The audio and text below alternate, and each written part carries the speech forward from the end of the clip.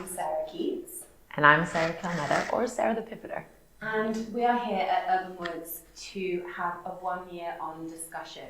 It's been a bit more than a year that Sarah's been a client of mine, a personal branding client, and we thought it might be useful to share some of those lessons from that journey. Absolutely. So, excuse us if any of this is not polished, but we don't really care. So we think we're just going to get on and share some things that could be useful to you. We hope that they are. Here we go. So, Sarah, yes. What do you do in a nutshell?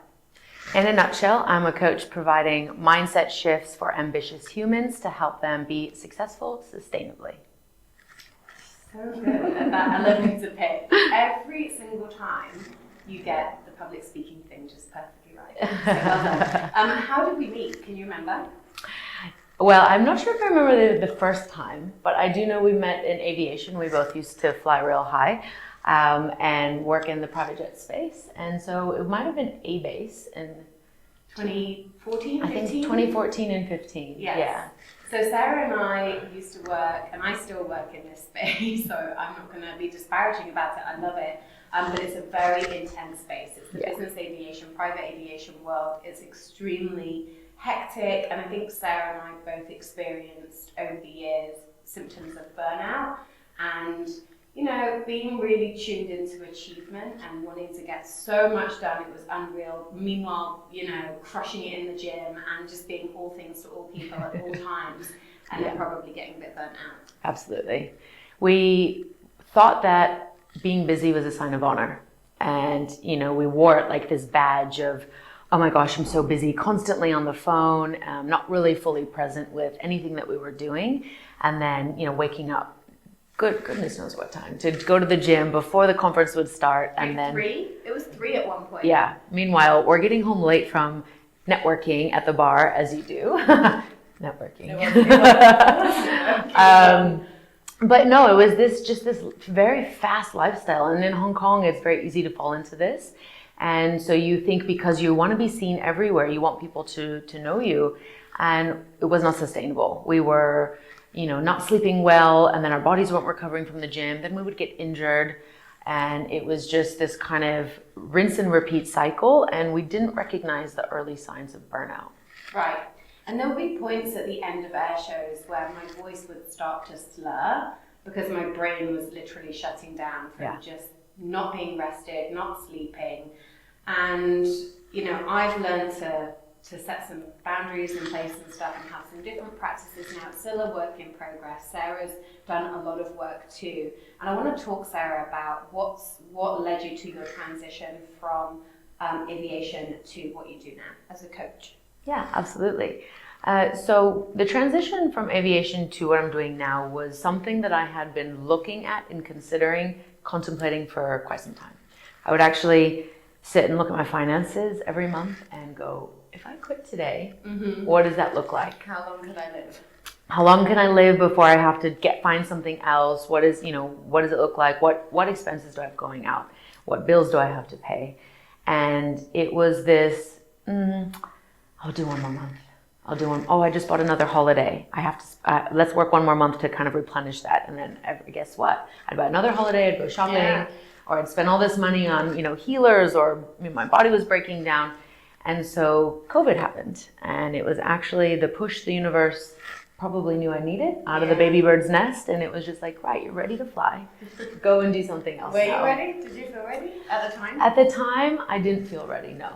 And I knew I wanted to work with people. My top 2 values are connection and curiosity.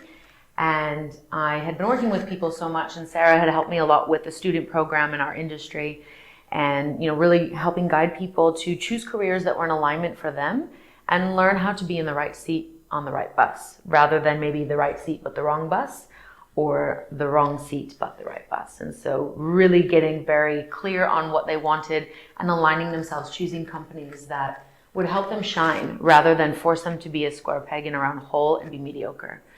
So I, had gone on this journey, and I've done so many personal development programs and certificates and coaching programs. I just sat there and thought, you know what, I really love this work, and I could see myself in this space. I had already been doing professional training for 10 years at that point. Well, 9 years last year, 10 years this year. And looking at how do we make our managers leaders? And how do we make them sustainable? How do we have them think for themselves and ask the right questions to guide them rather than telling them what to do? And as I was exiting the industry, so many people, including people I didn't expect, came to me and said, have you thought about being a coach? Especially several men that we know were saying, you know, Sarah, sometimes I'm with you and I just feel so safe. I share things I've never intended, but you help me work through them and that's been amazing. And I hope you share this practice with others. And so that was really what helped me reaffirm, yes, this is what I want. Yes, I can do it. And I just hit the ground running. Amazing. So at the moment, I think 40% of people are considering leaving their employers. Yes. So I remember you being one of the first, and I know you had that forced career change, which is never a pleasant thing to have to deal with, but you definitely took it on the chin. And one of the things I admire the most about you is how willing you were to share that story and just be, you know, shameless is the wrong word, but I mean without shame about it, and just say, do you know what, this happens, and what can I do? And that's when we started talking about Pivot Point, and you and I, well, you hired me as your agency to help you brand Pivot Point. So that was a little over a year ago. Why, at such a kind of unstable time for you financially, I guess, would you hire an agency, and what was the reason for getting some outside help? That's a really good question, and I'm glad you brought up the financial aspect as well, because I was definitely looking at, okay, I have a finite amount of resources at the moment. Where do I spend it? And I was working with a business coach, and she highlighted to me, she said, Sarah, you know, the way you perceive yourself and the way others perceive you is very different. But you need to understand how they perceive you, and you need to make sure that your message is crystal clear and consistent. And I know that as a coach, I know that, you know, fitness, any goal that you have, consistency will trump the bigger actions every single time. And I was overwhelmed myself about, you know, I never have had a problem with public speaking. You know this, right? Yes, you're the master, like literally the master. I feel like I could throw any question at you at any time, in any format, in front of, you know, people that would potentially make everybody else super scared. You'd be like, perfect reply. Well, let's not say perfect, because there's no such, perfect. There's no such thing as a perfect response, but it's really being confident in yourself and learning how to field questions, and you're just building a connection. We're humans. We connect by story, right? And you know your personal brand now. So I think that was a big part of this 1 year on journey, was to define who your audience is. Yes. What your USPs are. I mean, a personal brand is the same as a corporate brand. Absolutely. It's not the same, but the principles of branding are the same, right? Yeah. You need to define what you stand for, what your values are, who your audience is, where they hang out online, what they're looking for from you, in what format. One of the things that you mentioned a moment ago, consistency, hell yes, like that is the biggest thing. Yeah. It's the thing that most people can't manage. Yes. People are like this, right? And that's human. Especially as entrepreneurs, you go through a cycle of a lot of activity ramp up, and then you get some clients, you get some business.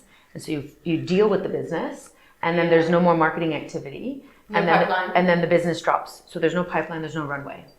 And so this was my biggest reason for wanting to work with you. So it was one, really develop my brand story and help get clarity on that, because I knew initially how I wanted to show up, and I've pivoted several times since then to continue to refine as I grow, as I evolve, and as I narrow my niche, then I can become really laser focused. Whereas in the beginning, it was a bit of a shotgun approach. So by working with you, it really helped me to refine that and make sure it was crystal clear, gave me that consistency. And then you also taught me a lot about the branding story and why that's so important. So, you know, I went through this process of really understanding how I wanted to show up online, which platforms would be my best use of time. But in the beginning, so where I was going with the public speaking thing is I'm not scared of getting up and talking, you know. But when it came to recording myself on video, I remember I'd be like doing some story, and then I'd send it to you and be like, is this okay? And you'd be like, yeah, it's great. It's totally you. Every single one of my clients has a problem, feels worried understandably, about talking on stories or Absolutely. talking to video. You know, it's one of those funny things, a bit like anything. If you just get over yourself the first time, it doesn't really matter how good or bad it is. Instagram stories are gone after 24 hours. If you really hate it, you can delete it. Yeah. Oh well. But it gets easier and easier and easier, and I think you love it now. I love it. And you know what? Now I even, like the other day, I thought I was about to take a video and I just took a snapshot and it was like double chin and, you know, my eyes are bug-eyed and like bright light in my face. And I was like, I'm going to post this anyway because this is real life, you know? And so I think that's the other thing is learning to find your voice while staying authentic, because if you try to be someone else, you will feel, that's why we have imposter syndrome. Because most of the time, actually, keeping up an act is hard work, right? Absolutely, and it's because you are feeling in some way inauthentic, and so really digging into that. That's one of the core things that I coach on, because I've been there myself. I sometimes still run up on it, and when I do now, I just look at, okay, what here doesn't sit right, what's maybe misaligned, and then as soon as I shift that, it goes away. Right? But you start to learn who you are and not who others want you to be. Yes, that is incredibly hard, to know who you are, to know what you want, to let go of perfectionism. I want to touch a bit, because we discussed this yesterday, refining your audience. This is applicable, by the way, to anyone and everyone that has a business or a personal brand that they want to advance, knowing who you're speaking to and what they're looking for. Now, you mentioned yesterday that some of your niche might be prone to perfectionism. Yes. And you're going to help them to let go of that. That's something I've been working on with you over the last year. And honestly, the more I let go of perfectionism, and by the way, that doesn't mean that I don't still push myself really hard and set really challenging goals and show up for myself every day. It just means I'm okay if I don't look perfect or I'm not, I mean, case in point, we're filming this and there's, you know, the background's not amazing and, you know. Imperfect action. Let's not be crippled and stopped with fear and anxiety because we can't do it so perfect. Exactly. Just do it as best you can. Yeah. So anyway, my point was, tell us about your ideal client and what that looks like in your audience. Yeah, absolutely. So my ideal client, let's call her Jenny. Jenny is a straight A student in school. She probably did sport, extracurricular activities. She was, you know, well liked by everybody. She worked hard and she set a goal, and every time she set it, she'd reach it and probably surpass it. She might have been labeled as an overachiever and has achieved success at a very young age in life, probably holding a senior director role or maybe VP even at a very young age, overseeing a lot of people. So by all intents and purposes, she's successful. Making money, well-known, winning awards, getting accomplishments, promotions, the lifestyle to support, you know, buying whatever she wants whenever she wants and not really having to care too much about, you know, paying the bills. Mm-hmm.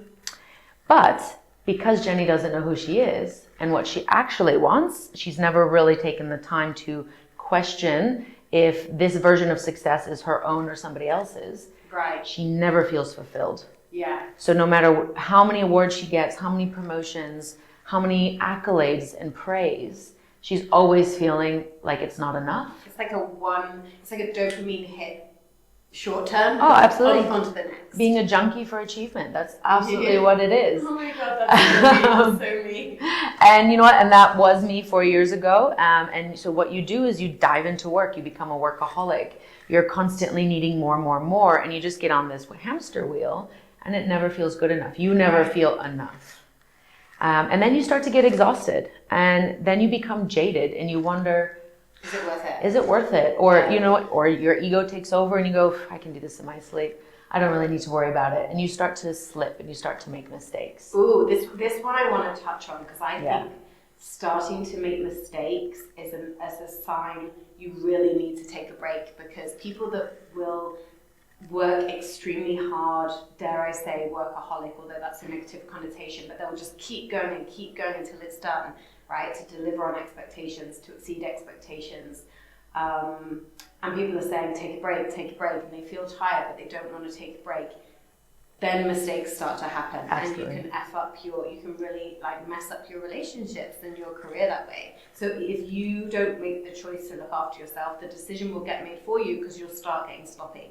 Right? Absolutely. So not only will you get sloppy at work, so the early signs of burnout, which we were talking about before, a lot of times they go ignored because we are just running so fast that we don't even know what our bodies are trying to tell us. But it's all of a sudden, you can't sleep. You're taking some sort of sleep aid every single night, and without it, you have sleep anxiety. You start to not want to honor your relationships, meaning you really love your best friend, your partner, your family, but the thought of doing something with them is overwhelming. So, you get home and it's 8 or 9 p.m. and your partner wants to cuddle and you're just like, oh my God, leave me alone. Like, get out of my face. I've got too much on my plate. Yeah. Like, don't you know what I'm going through? You stop doing your hobbies, your activities. So, say that you really enjoy going to the gym or going out in nature or painting or cooking, and all of a sudden those stop as well. And then you depersonalize.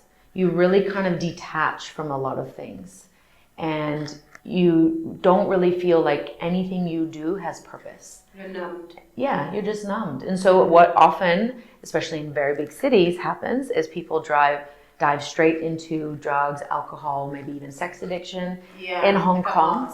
Mask the... Yeah, let me just numb this feeling of food. Or feels, either mask it or feel something if you're feeling nothing. Like, Absolutely. I want to feel something. Exactly. So I'm going to get high. Correct. And then they also, or food is another example. Sugar or just, mindless eating in front of the TV. In Hong Kong, we used to escapism. We would just go outside. How many 3-day weekends did we have? And we'd be like pushing the boundaries, leaving, work at 3 p.m. on a Thursday and red-eye flight, coming back on a Monday so we could go to Phuket or whatever. It is for such a few an days. escapism city. It's like living in a video game. Yeah. And it's work. I mean, I cringe that I used to say this. Work hard, play harder. Oh my God. Like, I think you hashtagged it. Stab me. I hashtagged it, definitely. Stab in the heart. Current Sarah was like, who was that girl? Evolution is good though. It is. And you know what? I had to go through that experience to get to where I'm at now, but it was this, pushing the boundaries a little bit more. And then I started to miss things at work. I mean, when you're sleep impaired, it's like being drunk. It is like being under the influence of alcohol. I had to have fatigue management systems in place for the handlers moving aircraft. You can't tow an airplane if you're sleep deprived, especially not $100 million one, Yeah. And the airline aircraft are even worth more, right? So. And you just don't see stuff as well. So you don't know what you don't know. No. You might think you're really switched on, you're using caffeine, you're still motivated, you're still inspired, you still want to deliver, that drive is still there, that hustle, mentality is still there. But you can't see that you've made 10 mistakes on that document. No. Or, like you say, even worse, towing an aircraft. Yeah. And you just haven't seen something. Absolutely. So your brain is like, nah, not today, dude. Yeah. And then you also start to miss the signs within your team of dysfunction. And then this is where you start to have, maybe let's say you have a star employee and they're normally excellent, but all of a sudden they're missing something or they didn't show up, they didn't call you. Maybe their spouse and they're having a problem. Maybe their parents just died. We don't know, but you don't even take the time to ask because you're so focused on the task you forget your team are people, they're human beings, right?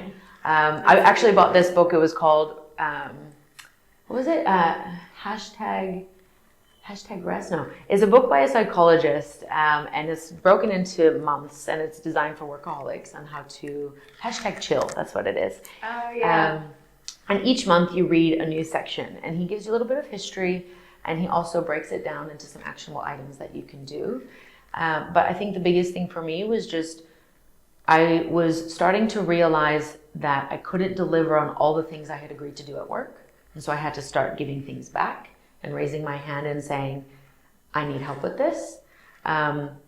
Which was hard because even though I coached my team on doing that, I wasn't very good at exhibiting it myself. Did it feel like a weakness? It felt a little bit like a weakness, but more so I didn't want to disappoint anyone. And it was my team. If they were struggling, I would take it off them to support them. So in that sense, being a kind and authentic, empathetic leader, but not then taking something off my plate. And also because I was struggling with imposter syndrome and dealing with being one of the youngest directors in the region and having people older than me reporting to me. Yeah, thank you. But you know, it was this sense of I want to prove myself. When are they going to realize that I shouldn't be here? Right, exactly. Yeah. Okay. So that was a big part of it. So on the personal branding side, I now see you over the last year. At the beginning of our conversations, we were, you know, paddleboarding together and getting outside and having chats about, okay, what should the website copy be for this? What should we do on IG for that? Now you're in Tatler magazine. You're working with the Rosewood. You're speaking to so many experts on your IG lives, which are, you know, so competently and confidently and eloquently delivered, by the way. Thank so you. Well done. Thank you. You actually listen to what I advise you. So Yes. that's like dream client scenario. But what else have you learned? Like, what have you learned over the past year in terms of personal branding, social media, and do you feel really confident in that space now? Yeah, I would say I definitely feel confident in that space. I still sometimes overthink things, you know, and there's always going to be someone who has a different school of thought that's going to say, oh, your copy should be shorter, your caption, nobody's going to read it. Yet when I have the longer captions, more people are engaging because I'm telling more story. Mm-hmm. So it's depending on which audience are you trying to attract, what's your end goal. But thinking about what moves the needle has been the biggest thing for me. So at first, the beginning of the journey was listening to you and then actually taking action rather than just letting it be a dream, because dreams are beautiful, but nothing happens if it's just a dream. You actually have to take some sort of action. And then learning and refining. I mean, every single thing you do is a data point. Whether you fail. A/B test non-stop. Exactly. Right? This works, that didn't work so well. What's great about you is I mean, I know you have this actually into your narrative, fall down 7, get up 8, and you just don't take it. It's like water off a duck's back. You just take it on the chin. That didn't work very well. Oh well. Yeah. Next. I love that about you. It's really inspiring actually, because I'm someone I am a bit of a perfectionist, shocker. And if I do something that didn't work, I'm definitely getting better now, but I take it to heart. Well, let's speak about something that didn't work for me. I'd like to talk on this. Okay. So I've been letting you know about my new program, Success with Sarah the Pivoter, right? And so when you listen to my pitch before on what I do, mindset coaching, success strategy for ambitious humans, very clear what I do, right? And how I'm going to be able to work with you. Right. But because I've been going through my own process of softening around the edges, right? Embracing my feminine side as well as my masculine side, and learning to rest and not just go forward all the time, to find my own balance, and I use balance lightly because I don't like the 50-50 implication. But the first iteration of my program, I called the Inner Explorer, which is very, very soft. And at the end of the day, we are still exploring on the inside who we are when we're looking at values. We're still exploring a lot about new ways of being and showing up in the world when we look at how to love saying no and how to combat inner critic and pivot that into inner champion. But the language of that title and the initial copy did not reach to my one target audience, and also even for me felt a bit inauthentic because I was kind of taking a leap in really wholeheartedly embracing this newer, softer side of me, but I wasn't yet there, so that language doesn't seem right coming out of my mouth, both for me and people who know me. So guess what? Crickets, belly flop, no interest. Also, I was not listening to my own advice, and my focus was too spread, because over the summer we had a lot of events here in Hong Kong, and that was fantastic. I learned a lot. But I got, just like with food, very excited, and my eyes were bigger than my tummy, and I said yes to a lot of opportunities, which were all fantastic, but also closely together. So on a timeline scale, I failed to see the bigger picture and recognize how I was pushing myself and how that, would lead to not being able to focus very well on any one of them, especially my own program that I was trying to launch. So I allowed myself a pity party. Did you? I did. And it's important. So what people see outwardly is different, of course, but on the inside, And at home, I was messaging you, and I was messaging Pete. When he's at work, and he's like, I can't listen to your voice notes. I'll give you a cuddle when I get home. And just reaching out to people and letting them hold space for me and listen. And yes, I cried. And yes, there were some stomping of feet and some throwing of devices on carpeted surfaces so they wouldn't break. But I just really allowed myself to feel all the emotion rather than pretend it wasn't there. Yeah, you're supposed to let it, I think Brene Brown says you've got to let the emotion run its full course, i.e. end, or you're still keeping it. You may have moved on and mastered and layered it. Correct. And I don't want to get too woo-woo in this particular conversation, but that does make a lot of sense to me neurologically. Yeah. Because you're suppressing a response of release from your body. So imagine if you're holding in that cry, you're holding in that anger, that gets internalized. Yeah. And that will have behavioral effects later. I mean, too, it does come out later. It comes out when you've had 3 glasses of wine and you're at your office networking and you tell Brenda from accounting what you really think. Yeah, absolutely. So it's important to allow yourself to feel the emotion and not judge it, because as soon as you judge something, that's where guilt and shame, which Brene Brown talks about a lot, start to come in. Yeah. And then you're putting on these layers, and it's like there's a hole, and you're just putting a Band-Aid over it, but that hole doesn't get filled up. And so when that Band-Aid gets ripped off at some point, maybe it's 3 glasses of wine, maybe it's, the straw that broke the camel's back with some stressful event that's occurring, that hole will be exposed. And comes out in weird ways, and ways that you didn't really ever intend. And if you would have been able to deal with it in the first instance and just kind of manage things authentically at that point in time. It takes some bravery, doesn't it? But if you just do it at the time, it doesn't escalate and evolve into something weird. Exactly. Okay. So I allowed myself. You're allowed to have a pity party. Did you put a time limit on it? I didn't consciously. I just said, you know what, this week I'm going to take off. So I stopped promotion. I just didn't look at my laptop. I was just minimal to make sure things were moving and that I wasn't going to upset any clients or miss a deliverable, but nothing forward, no creating, no building, just take a pause. Just took a pause, and I went for some walks in nature with no phones, didn't even listen to music or a podcast, and just slowed right down and allowed myself to really sit with what that feeling was. I did have some other questions for you. Okay, so you described your ideal client. That really resonates with me, and I think I'm still kind of there in lots of ways, which is fine. I will work on it. But what do you do to reach people that are in that state of overachieving, close to burnout, not very happy, but they don't really know that they need help, or they don't have the self-awareness or the awareness that they might, that things could be different? That's a really good question, because at the end of the day, you can lead a horse to water, but you can't make it drink, right? Mm-hmm. And so the way that I reach those people that are on that edge is through sharing my personal story. Yeah. I use language they can understand, and I share my experiences, what's worked for me. I have a lot of different tools, and some of them are, free on YouTube or my IG. And that's how they can start to understand, hey, the narrative can be different. I don't have to be doing what I've always been doing. But at the end of the day, what I've really learned is not to chase those people.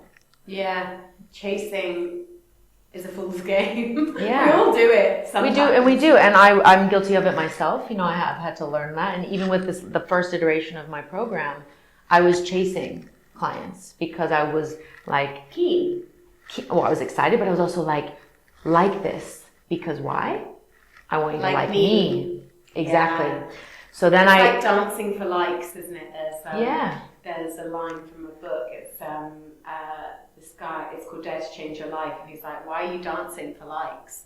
You don't need the approval of those people. It's great to be on social media, but it doesn't really matter what the response is. You know what I mean? That's not what you're there for. And also dancing for your client. How many of us tap dance this elaborate show, and we're spinning around, and we're just bending over backwards, literally, to impress these people, because we want them to be our client, stay as our client, and we want to prove our worth to them. So instead of, you having this audition, you up on stage and your clients being Simon Cowell and everyone else with the buzzer, you flip it around. Yeah. My coach, I'm in a program right now, my coach, Kamal, helped me with that as well. And it takes some getting used to, but it's just like when you go for an interview, you are interviewing the company just as much as the company is interviewing you. Oh, do you know what? And that is so true for so many different situations. Even dating. I remember somebody said to me once, if somebody's trying to date you, do not get all up in your head, first of all, are they going to like me? Are they going to like me? No. Are you going to like them? They're auditioning for the role of your COO, potentially. Yes, correct. That's a bloody big one. If someone was auditioning for that role in my business, I would have such a different mindset than for dating, but it's the same, right? Absolutely. It's reciprocal. Is there an alignment of values and energies and stuff? And that, I guess, brings me to my next question. I'm going to put you on the spot. Absolutely. But I think Do it. I think you'll be fine. What are your values? So my top 3 values. You know this one. Already know them, of course. Connection, curiosity, and spirituality. So for me, with connection, in there it includes my work relationships, my family, my friendships, my partner, connection to nature, and most importantly, connection to myself. It's a bloody good one. Can I steal it? Can I have that on my top 3? Absolutely. Okay. You can. You may. The second one, curiosity. I love to learn. You know me. I've always got my nose in a book. I'm doing a course, wanting to improve myself. You're my people. We're the same on that. Yeah, and I love it, and I love to expand my mind, but curiosity also has the flavor of adventure. It also has the flavor of mischief, getting up to mischief, right? Being curious. I can't imagine that. Oh, for me, no. Nobody knows you. me. What with your halo? And just this exploring. And so there's a lot of depth and nuance to these words. And so this is how I encourage clients to find their values. Don't just generic stock shift pick up, family and work. And yes, of course, those things are important, but why are they important to you? Do you think it drives passion and purpose to know your values? Do you know what I think? Sorry to ask a question then carry on talking. What I think it really helps with is when you're in problematic scenarios and you're questioning yourself, like a conflict, or should I carry on dating this person? Should I go for this job? Is this the right client for me? I've had a fallout with my friend. Why? Yeah. You can lean on those values, can't you? You can come back. I offer the values as a lens for your life. So you can put them on and go, okay, in this situation, what would connection do? Right. Right? In this situation, I'm really disappointed with the work that has been delivered to me. But what would curiosity do here? Let me ask some questions. Even from a spiritual sense. So with me, spirituality means anything that makes me better. So that can be breath work, that could be going out in nature, that could be learning about some historical theology that has helped a people. So I don't subscribe to any one religion. So that for me just means, again, oneness with myself, and then how I'm connecting to other people. So you can see how my values kind of interlink with each other. It makes it like a triangle. Yeah, triangle, exactly. I love triangles. I just thought of that one. Yeah, and so it allows you to then use this as your guiding compass. And really, so when you're lost, you pull out your compass and you go, okay, where do I go from here? That's a really useful analogy. I love an analogy. Our time is cracking on, and I suspect we'll be back again chatting. So maybe we should wrap it up. But absolutely. Where can people find you if they want to know more? Thank you. They can find me at sarahcalmetta.com. As I'm on IG as Sarah the Pivoter, and you can also find me on LinkedIn or Facebook, Sarah Calmetta. Send me a DM. I'm sure the notes will be tagged with all of this lovely contact information. And so pick your poison, pick your social media platform, and let's connect. Thanks for tuning in. We really appreciate it. We also appreciate if you stayed and listened to everything, because we are in a warehouse loft right now and we don't have microphones on, and we didn't want to go live. We wanted to sit next to each other and just record and just do it this way. So if you've stayed and you've listened, thank you. We love you, and we'll be back soon. Bye.